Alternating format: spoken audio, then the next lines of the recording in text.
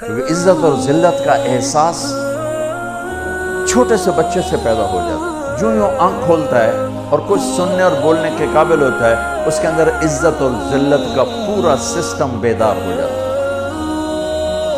جب وہ مار کھاتے ہیں تو اندر ہی اندر ان کے اندر لاوا پکتا ہے۔ جب وہ 3 سال کے اسکول بھیجے جاتے ہیں اور روتے ہوئے جاتے ہیں تو ان کے اندر ایک نفرت پیدا ہوتی ہے، کیونکہ ماؤں نے اپنی ممتا، اپنی ماں ہونے کا حق ادا نہیں کیا، ان کو اسکول کے حوالے کر دیا۔ تو وہ مجھ سے چند مائیں کہ تو پھر کیا کریں، اسکولنگ پھر داخلے نہیں ملتے۔ میں نے کہا تو ہکو صرف یہی سکول رہ گئے، تو میرے کو لیا میں 10 سال بھی داخل کر لوں گا۔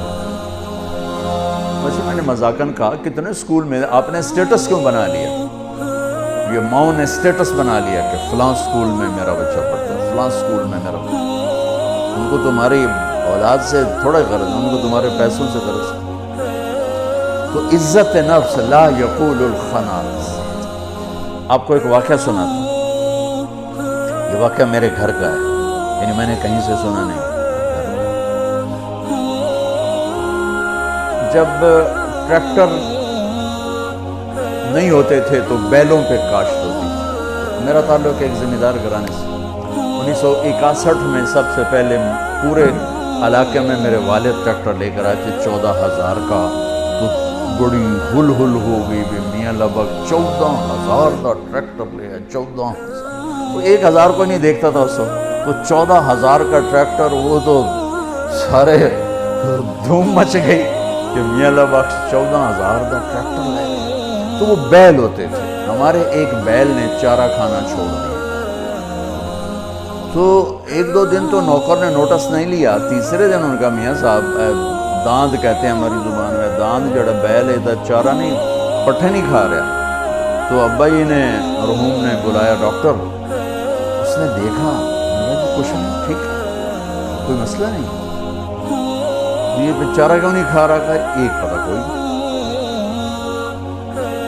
ایک دیسی حکیم تھا ہمارے قریب، تو والد صاحب مرحوم نے گھوڑے پر ایک نوکر کو بھیجا کہ جاؤ اس کو اٹھا کے لاؤ۔ اس کو لے کر آئے تو اس نے بیل کو یوں دیکھا، کہنے لگا میاں صاحب انہوں پٹھے کون پاندا ہے؟ تو ایک ہمارا نوکر تھا اللہ جتا کسائی، تو اس کو دتو کسائی کہتے تھے۔ ابا جی نے کہا جی اے ہے دتو، اوے اورے آ۔ اس کو بلایا، بیل کے سامنے بٹھایا، جوتا اتارا، وہ 5-7 اس کے سر میں مارے، ٹھا ٹھا ٹھا۔ کہنا جی پٹھے پاؤ، پٹھے پائے تو وہ کھانے لگا۔ یہ میں آپ کو گھر کا واقعہ سنا رہا ہوں، گھر کا، سنی سنائی نہیں سنا رہا ہوں، اپنے گھر کی بتا رہا ہوں۔ ابا جی نے کہا ایک ہی جادو ہے۔ انہوں نے کہا جادو نہیں ہے، یہ آپ کے نوکر نے اس کو کہیں کو سوٹیاں مار دی ہیں اور یہ وٹ کھا گیا تھا۔ اس کو غصہ چڑھا ہوا تھا کہ میں نے اس مارے کہ میں تو چنگا بھلا کام دے رہا ہوں، آج جب میں نے اس کی ٹھکائی کی تو اس کو تسلی ہوگی میرا بدلہ ہو گیا، اس پٹھے کھا گیا۔ عزت نفس تو جانور بھی چاہتا ہے۔ ہم ماتحت کو ذلیل کریں، اوپر والوں کو مکھن لگائیں، نیچے والوں کو ذلیل کریں، یہ مائیں اپنے بچوں کو ماریں بھی صحیح، پھر کہیں ان کی وہ خدمت بھی کریں، یہ کیسے؟ اور ایک واقعہ میرا چشمدید ہے۔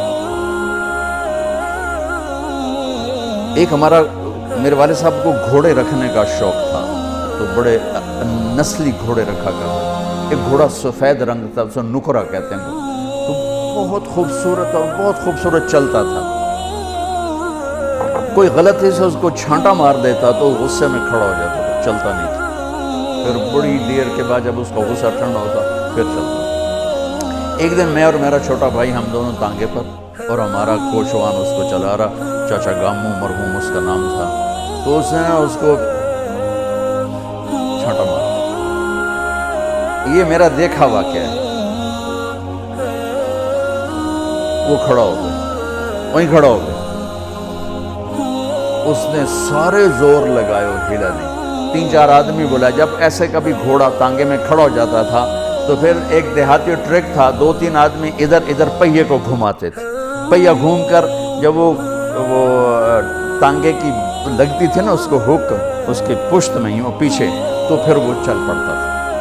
تو انہیں 3-4 ادھر 3-4 ادھر زور لگا لی, وہ ہلا ہی نہیں. اب دیکھو انہوں نے کیا کیا, وہ نیچے آیا اور اپنی پگڑی اتاری اور اس کے پاؤں پہ رکھ کے کہنے لگا اللہ کا نام ہے ٹور پاؤں. یقین مانے میں آپ کو آنکھوں دیکھا بتا رہا ہوں. اس کے بعد اس نے آ کے لگام اٹھائی, گھوڑا چل پڑا. آپ سیرت النبی کا ایک لفظ لے لیں تو آپ سب کے لیے کافی ہو جائے گا, میرے لیے کافی ہو جائے گا, ان مستورات کے لیے کافی. کہ ہم میٹھا بولنا بطور ماں مجھے کیسے بولنا چاہیے, ہم نہیں بولتے. بطور باپ مجھے کیسے بولنا ہے, نہیں بولتے. بطور بھائی مجھے کیسے بولنا ہے, ایسا بولنا نہیں بولتے. بطور باس مجھے ماتحت کے ساتھ کیسے بولنا ہے, ہم نہیں بولتے. بطور مالک مجھے نوکر کے ساتھ کیسے بولنا ہے, ایسا ہم نہیں بولتے. ایک دوست کے ساتھ مجھے کیسے بولنا, ہم نہیں بولتے. تو سارے معاشرے میں آگ لگ گئی, محبت نام کی شے مٹ گئی. وفا تم نہ دیکھو گے ہرگز کسی میں زمانہ وہ ایسا عجیبہ رہا. تو وفا کی محبت کیسے اٹھتی ہے, جب یہ ناگن بن جاتی ہے. میرے رب کی قسم, پوری دنیا کا شہد اکٹھا کروں تو ایک میٹھا بول اس سے زیادہ میٹھاس رکھتا ہے. اور اللہ کی قسم 7 سمندر کی کڑواہٹ اکٹھی کروں تو ایک زبان کا کڑوا بول اس سے زیادہ کڑواہٹ رکھتا ہے. ہزاروں سال پہلے اللہ اپنے حبیب کو ہائی لائٹ کرنے کے لیے, میں نے کیا کہا, صفات کی کوئی انتہا ہے میرے نبی کی, کس چیز کو ہائی لائٹ کیا ہے, جس میں معاشرہ خوبصورت بنتا ہے. لا یقول الخنا, جو کبھی ایسا بول نہیں بولے گا جو کسی کے دل کو توڑ دے, کسی کا آنسو بہ جائے, کسی کی آہ نکل جائے, کسی کی فریاد نکل جائے. میرے نبی نے فرمایا اسلام کا سب سے مضبوط عمل آپس میں محبت کرنا ہے. اور محبت کیسے پیدا ہوتی ہے, میٹھے بول سے, اچھے اخلاق سے.